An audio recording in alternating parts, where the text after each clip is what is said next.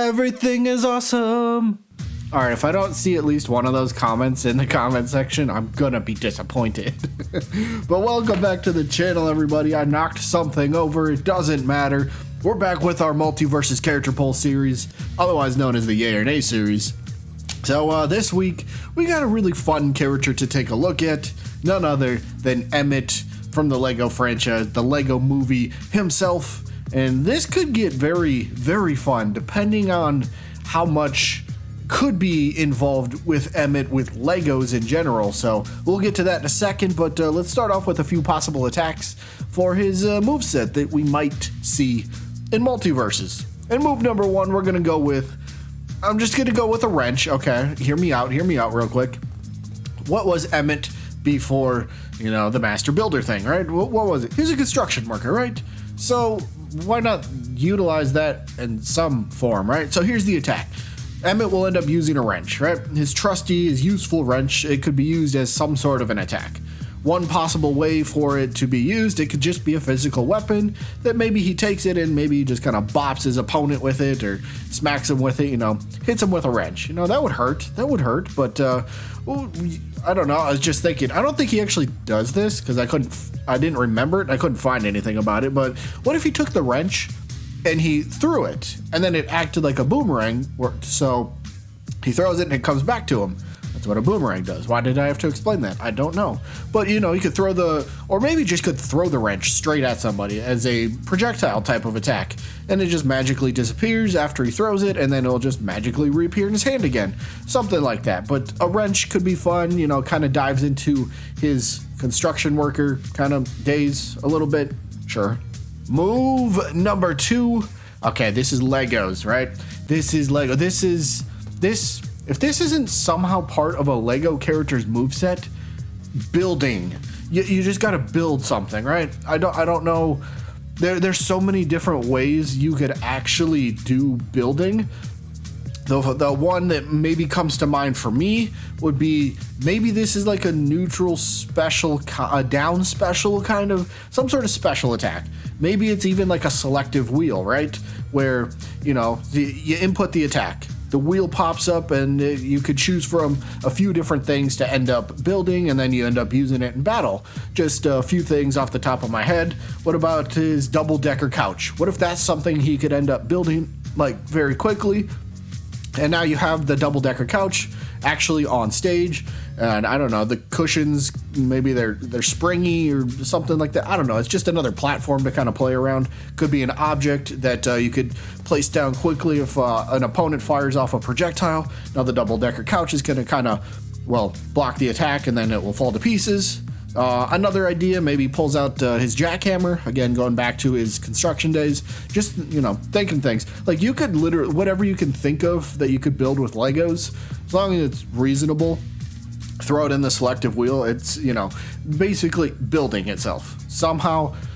Emmet, any Lego character, they have to build something, right? Otherwise, do they really feel like a Lego character then? I don't know. Yeah, either way, move number two, build something. And now for move number three, I always try to throw in some sort of up special for characters if I can.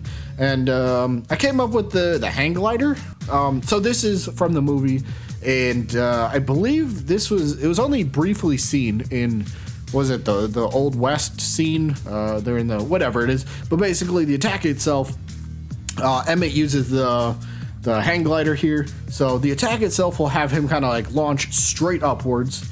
And then he kind of uses the glider to kind of have, you know, somewhat of control where he kind of flies through the air. Anybody that's played Smash Bros, old flying mechanics, Charizard, Meta Knight, that type of stuff, or even Steve in Smash Ultimate, he's got that with his Elytra where you can control how he flies and maneuvers and whatever. So, you know, rise up to gain a little momentum and then angle it back downwards, and you'll pick up speed coming downwards. But, you know, it is what it is. It's something. Maybe it works, maybe it doesn't. I think it could work.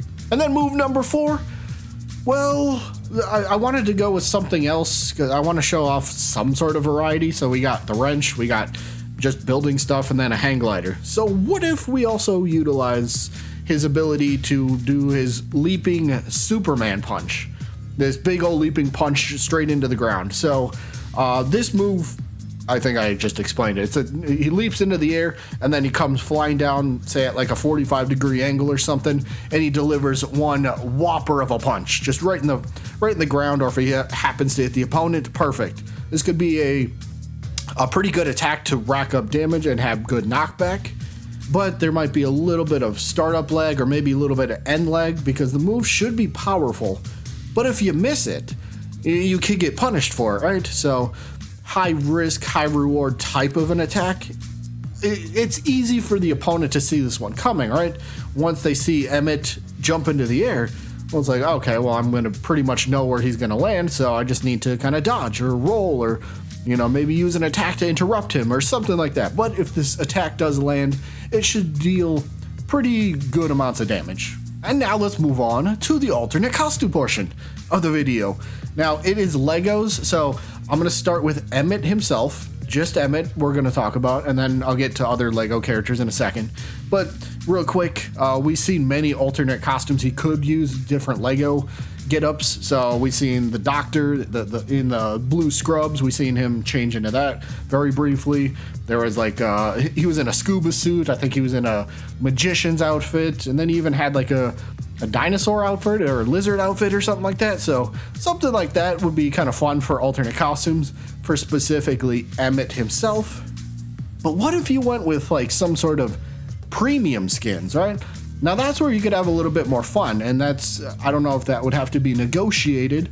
Say they want to do a Lego Batman skin, right? Could they just do that? Could that end up working as just a premium skin itself? Maybe, but then again, I don't know how negotiations would have to work for that. But, you know, there's so many great ideas for alternate costumes or premium skins for a Lego character. Like, just literally pick anybody. The Statue of Liberty, Wonder Woman, whoever you want to pick. It could be Millhouse if you wanted to.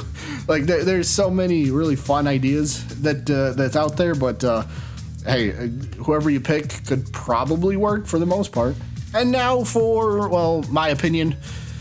I'm gonna give him a yay, but this is gonna be kind of more on the lower end, and it's not because I don't like the character, it's more of there's just many characters ahead of him that I would rather see, but I still think I would really enjoy some sort of Lego character in the game as a playable character. Again, just kind of building stuff, just kind of messing around with actual Lego, whatever it might be in the game, could be incredibly, not could be, I think it would be incredibly fun for a character. So I'm going to give him a slight A. Yes, that is going to be my opinion. There we go.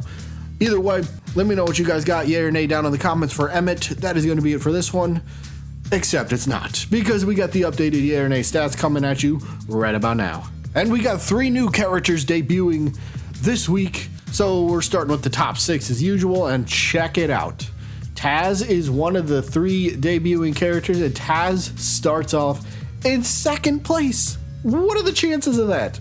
The top 3 characters for the Yay or Nay series, the most wanted, percentage-wise, are all Looney Tunes characters. Is that crazy? I still find that crazy. But Daffy Duck's still sitting at number 1 with 99.23% of people. Then Taz comes in with 52 votes. 51 of those were yeses, 1 of those was a no, so Taz has 98.07. Here's a fun fact for you. The 1 vote, the 1 nay for Daffy and the 1 nay from Taz was the same person. Is that funny, or is that a coincidence? Are they sabotaging it on purpose? Nah, they're just giving their opinion. But I found that funny. I found it a little funny. Maybe they just don't like Looney Tunes. That could be simple. But then we got Wile E. Coyote in 3rd place, like I said. And then Ben 10, Mordecai, and Samurai Jack end up rounding out at the top 6 and 4th, 5th, and 6th, respectively. So overall, not bad. Everybody looking good. Everybody moved up percentage-wise, except Daffy. Daffy actually got 1 vote, but his percentage did not change because his one positive vote for him is not going to make him go up but like the last 2 weeks, he went up 0.02. Last time he went up 0.01. This time he didn't even move. He got 1 more yes, but just thought that was funny. And now we move on to 7 through 12, which we got Rick Sanchez, who was in the top 6 last time, but of course Taz debuting in 2nd pushed him down to 7. Then we got Animaniacs in 8th, Fred Flintstone in 9th, Static Shock in 10th, King Kong in 11th, and Joker in 12th. Now, all these characters, again, percentage-wise, everybody is on the rise. Everybody went up, so that's pretty good. Rick Sanchez, 92.64%. Animaniacs, 91.91%. Fred Flintstone, he's also at 91.76, which is pretty good. Static Shock had a pretty decent jump this week. I mean, he went up 0.36%, but he's up to 89%. King Kong's at 89.04. Look at that. 0.02 separate Static Shock and King Kong percentage-wise. That's kind of crazy. And then Joker in 12th. I think he fell places, but that's only because the people behind him had higher gains. So that's still like anybody's race. Like 89.06, 89.04, and 88.88. That's all within roughly, 16% of each other. 1-2 votes can really drastically change that, but there's your top 12 so far. And that means the next group of 6 is 13 through 18, which we got Scorpion, who's sitting at 87.01%. He's also up percentage-wise. And then we have another debuting character, Lord Black Hat himself, which I think is reasonable. There were a few people that said they didn't know who he was, and that's fair. There's not many people that do, but Black Hat, 52 total votes, 45 yeses, 7 no's, and he starts with an 86.53%, which is very, very respectable, right? Sure, 52 votes might not be the greatest or the biggest number, but still, it's something to take a look at, right? And then we got Godzilla in 15th, 85.26%. Popeye in 16th place. What is Popeye got? 84.74. Vilgax is 84.31. And then we got Mao Mao. One of the, only 2 characters that actually dropped percentage-wise this week. Mao Mao dropped to 83.01%. A big drop of 1.6%. That's not good. That's not good. And then we got 19 through 24. 19 through 24. Yes, that's right. We got Mojo Jojo in 19th, 82%. Scooby-Doo in 20th, 81%. Gumball was 79.7%. Then we got Pibby with 79.4%. Sonic moving up a little bit as well with 68.5%. And then Spinel with 56.94%. But Spinel ended up dropping percentage-wise. She had 1 vote for yay and 1 vote for nay. Unfortunately, that just happened to drop her a little bit percentage-wise. But if there's any good news for Spinel fans, she's no longer the lowest rated character in the series, because that honor belongs to LeBron James. So he's shooting a measly 29.57% from the field. Ouch. But he starts off with 71 total votes. 21 people did say yes. 50 people said no, however. So yeah, 29.5%. I don't know if he can bounce back from that. I don't know if he's going to rebound properly, but hey, he's in last place. There's 25 total characters that we've done for the ANA series so far. Hope you guys have enjoyed every step of the way. We will continue doing these every Sunday, and that's going to be it for today. And I guess I'll see you when I'm looking at you.